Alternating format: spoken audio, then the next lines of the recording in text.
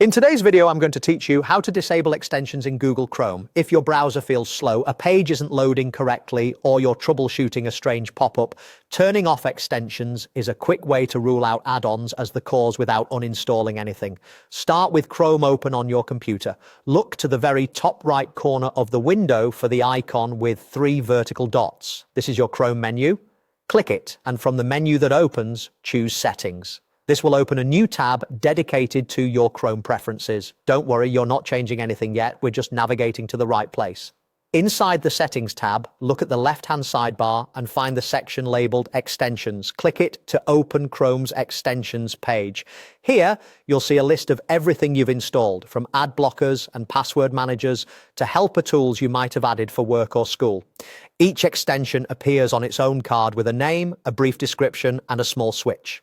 That switch is the on-off control. To disable all extensions, go down the list and toggle each switch to the off position. When the switch turns from blue to grey, that extension is off. This doesn't remove the extension or delete any of its data, it simply pauses it so it won't run in your browser. Take a moment to scroll through and make sure each one is switched off. If you see an extension you don't recognise, turning it off is a safe way to test whether it was causing an issue without committing to removing it. As you disable them, changes take effect immediately.